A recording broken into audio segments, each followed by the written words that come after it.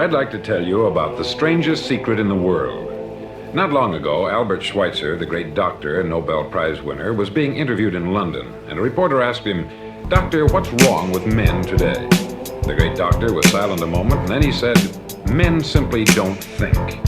And it's about this that I want to talk with you.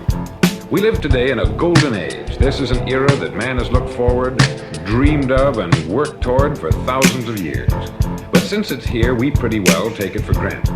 We in America are particularly fortunate to live in the richest land that ever existed on the face of the earth, a land of abundant opportunity for everyone. But do you know what happens? Let's take 100 men who start even at the age of 25. Do you have any idea what will happen to those men by the time they're 65? These 100 men who all start even at the age of 25 believe they're going to be successful. If you asked any one of these men if he wanted to be a success, he'd tell you that he did. And you'd notice that he was eager toward life, that there was a certain sparkle to his eye, an erectness to his carriage, and life seemed like a pretty interesting adventure to him. But by the time they're 65, 1 will be rich, 4 will be financially independent, 5 will still be working, 54 will be broke. Now think a moment. Out of the 100, only 5 make the grade. Why do so many fail? What has happened to the sparkle that was there when they were 25? What's become of the dreams, the hopes, the plans? And why is there such a large disparity between what these men intended to do and what they actually accomplished? When we say about 5% achieve success, we have to define success. And here's the definition. Success is the progressive realization of a worthy ideal. If a man is working toward a predetermined goal and knows where he's going, that man is a success. If he's not doing that, he's a failure. Success is the progressive realization of a worthy ideal. Rollo May, the distinguished psychiatrist, wrote a wonderful book called Man's Search for Himself. And in this book he says, the opposite of courage in our society is not cowardice, it is conformity. And there you have the trouble today. It's conformity. People acting like everyone else, without knowing why, without knowing where they're going. Now think of it. In America right now, there are over 14 million people 65 years of age and over, and about 13 million of these 14 million are broke. They're dependent on someone else for life's necessities. Now we learn to read by the time we're 7. We learn to make a living by the time we're 25. Usually by that time, we're not only making a living, we're supporting a family. And yet, by the time we're 65, we haven't learned how to become financially independent in the richest land that has ever been known. Why? We conform. And the trouble is that we're acting like the wrong percentage group, the 95% who don't succeed. Now, why do these people conform? Well, they don't know, really. These people believe that their lives are shaped by circumstances, by things that happen to them, by exterior forces. They're outer-directed people. A survey was made one time that covered a lot of men, working men, and these men were asked this question: why do you work? Why do you get up in the morning? 19 out of 20 had no idea. If you ask them, they'll say, everyone goes to work in the morning. And that's the reason they do it, because everyone else is doing it. Now let's get back to our definition of success. Who succeeds? The only man who succeeds is the man who is progressively realizing a worthy ideal. He's the man who says, I'm going to become this, and then begins to work toward that goal. I'll tell you who the successful people are. A success is the school teacher who's teaching school because that's what she wanted to do. The success is the woman who's a wife and mother because she wanted to become a wife and mother and is doing a good job of it. The success is the man who runs the corner gas station because that's what he wanted to do. The success is the successful salesman who wants to become a top-notch salesman and grow and build with his organization. A success is anyone who is doing deliberately a predetermined job because that's what he decided to do deliberately. But only 1 out of 20 does that. That's why today there isn't really any competition unless we make it for ourselves. Instead of competing, all we have to do is create. Now for 20 years I looked for the key which would determine what would happen to a human being. Was there a key I wanted to know which would make the future a promise that we could foretell to a large extent? Was there a key that would guarantee a person's becoming successful if he only knew about it and knew how to use it? Well, there is such a key, and I found it. Have you ever wondered why so many men work so hard and honestly without ever achieving anything in particular, and others don't seem to work hard and yet seem to get everything? They have the magic touch. You've heard them say that about someone. Everything he touches turns to gold. And have you ever noticed that a man who becomes successful tends to continue to become successful? And on the other hand, have you noticed how a man who is a failure tends to continue to fail? It's because of goals. Some of us have them, some don't. People with goals succeed because they know where they're going. Now think of a ship leaving a harbor, and think of it with the complete voyage mapped out and planned. The captain and crew know exactly where it's going and how long it will take. It has a definite goal. 9,999 times out of 10,000, it will get to where it started out to get. Now let's take another ship, just like the first, only let's not put a crew on it, or a captain at the helm.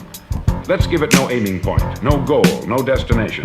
We just start the engines and let it go. I think you'll agree with me that if it gets out of the harbor at all, it will either sink or wind up on some deserted beach a derelict. It can't go any place because it has no destination and no guidance. It's the same with a human being. Take the salesman, for example.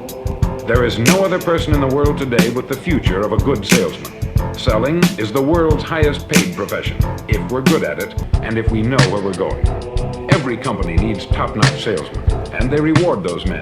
The sky is the limit for them. But how many can you find? Someone once said, the human race is fixed, not to prevent the strong from winning, but to prevent the weak from losing. The American economy today can be likened to a convoy in time of war. The entire economy is slowed down to protect its weakest link, just as the convoy had to go at the speed that would permit its slowest vessel to remain in formation. That's why it's so easy to make a living today. It takes no particular brains or talent to make a living and support a family today. So we have a plateau of so-called security, if that's what a person's looking for. But we do have to decide how high above this plateau we want to aim for. Now let's get back to the strangest secret in the world, the story that I wanted to tell you today. Why do men with goals succeed in life, and men without them fail?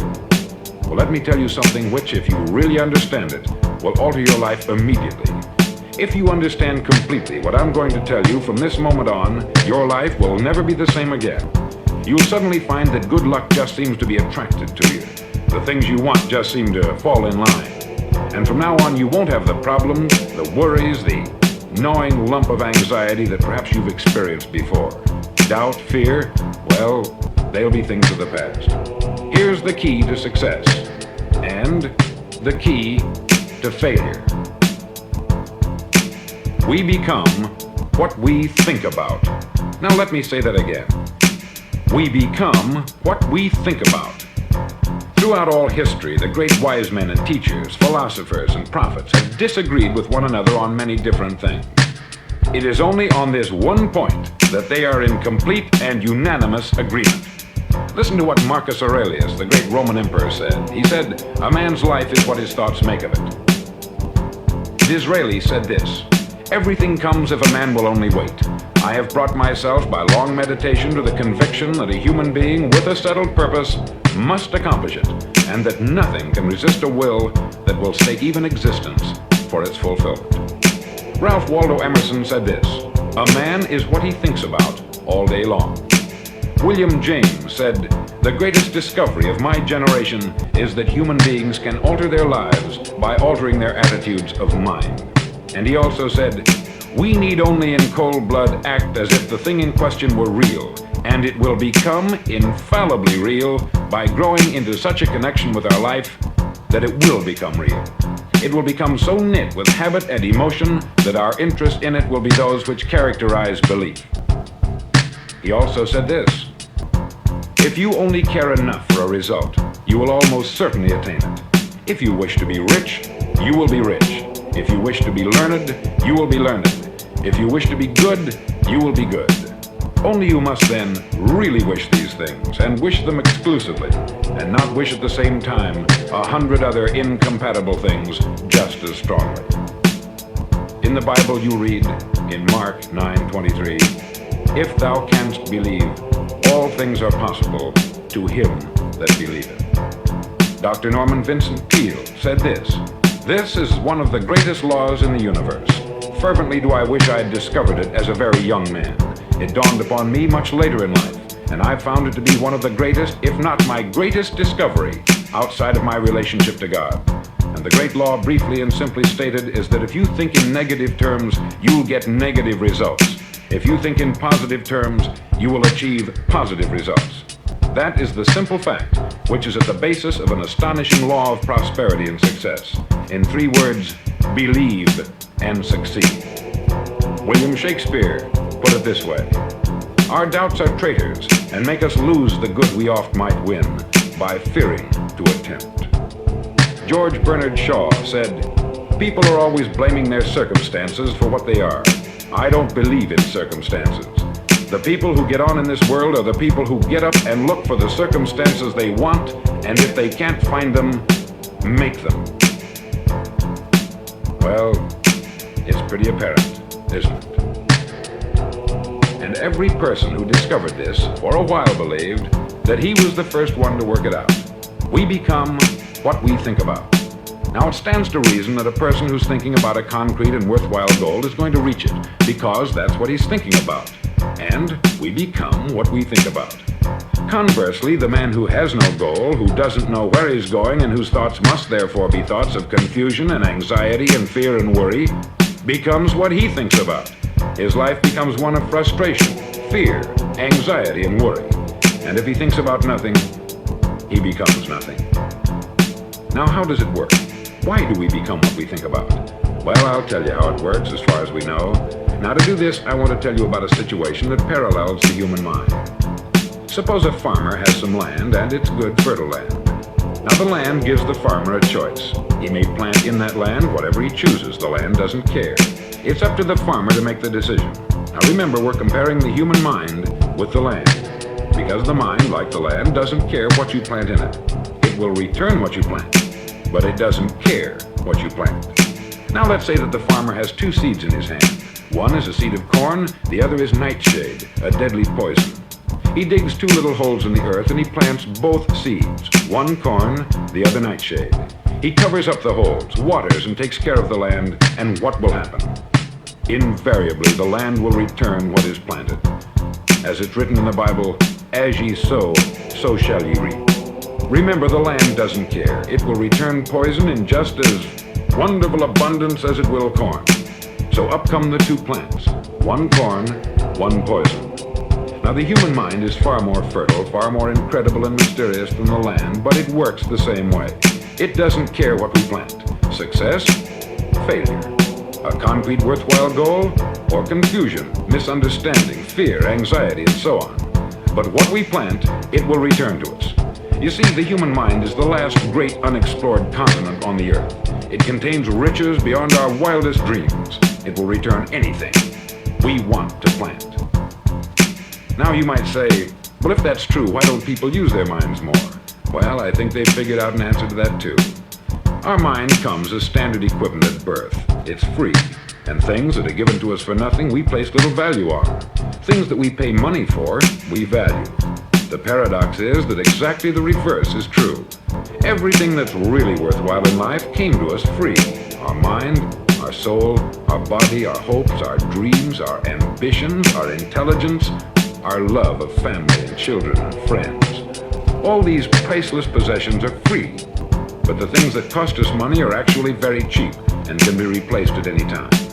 A good man can be completely wiped out and make another fortune. He can do that several times. Even if our home burns down, we can rebuild it, but the things we got for nothing, we can never replace. The human mind isn't used merely because we take it for granted. Familiarity breeds contempt. It can do any kind of job we assign to it, but generally speaking, we use it for little jobs instead of big important ones. Universities have proved that most of us are operating on about 10% of our abilities. Decide now, what is it you want? Plant your goal in your mind. It's the most important decision you ever make in your entire life. Do you want to be an outstanding salesman, a better worker at your particular job? Do you want to go places in your company, in your community? All you've got to do is plant that seed in your mind. Care for it. Work steadily toward your goal, and it will become a reality. It not only will, there's no way that it cannot. You see, that is a law, like the laws of Sir Isaac Newton, the laws of gravity.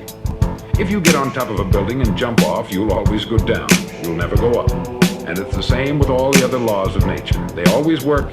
They're inflexible. Think about your goal in a relaxed, positive way. Picture yourself in your mind's eye as having already achieved this goal. See yourself doing the things you will be doing when you've reached your goal. Ours has been called the phenobarbital age, the age of ulcers and nervous breakdowns. At a time when medical research has raised us to a new plateau of good health and longevity, far too many of us worry ourselves into an early grave trying to cope with things in our own little personal ways, without learning a few great laws that will take care of everything for us. These things we bring on ourselves through our habitual way of thinking. Every one of us is the sum total of his own thoughts. He is where he is because that is exactly where he really wants to be, whether he'll admit that or not. Each of us must live off the fruit of his thoughts in the future, because what you think today and tomorrow, next month and next year, will mold your life and determine your future. You're guided by your mind.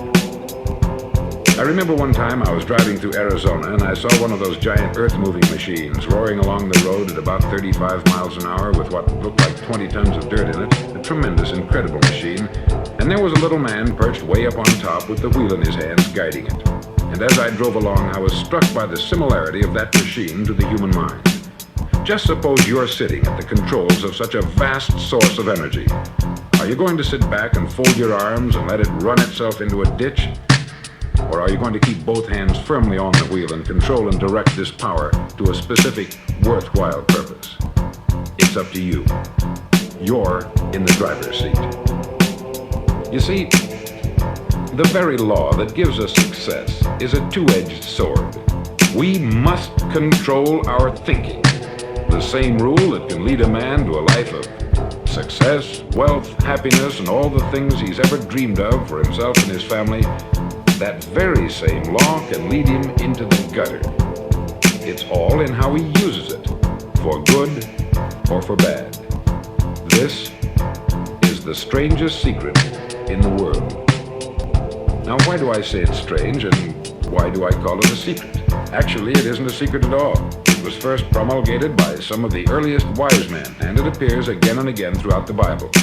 But very few people have learned it, understand it. That's why it's strange, and why, for some equally strange reason, it virtually remains a secret. I believe that you could go out and walk down the main street of your town and ask one man after another what the secret of success is, and you probably wouldn't run into one man in a month who could tell you. Now, this information is enormously valuable to us if we really understand it and apply it. It's valuable to us not only for our own lives, but the lives of those around us, our family, employees, associates, and friends. Life should be an exciting adventure. It should never be a bore. A man should live fully, be alive. He should be glad to get out of bed in the morning. He should be doing a job he likes to do because he does it well. One time I heard Grove Patterson make a speech, the editor-in-chief of the Toledo Daily Blade. And as he concluded his speech, he said something that I've never forgotten. He said something like this: "My years in the newspaper business have convinced me of several things. Among them, that people are basically good, and that we came from someplace, and we're going someplace. So we should make our time here an exciting adventure. The architect of the universe didn't build a stairway leading nowhere. And the greatest teacher of all, the carpenter from the plains of Galilee, gave us the secret time and time again. As ye believe, so shall it be done unto you."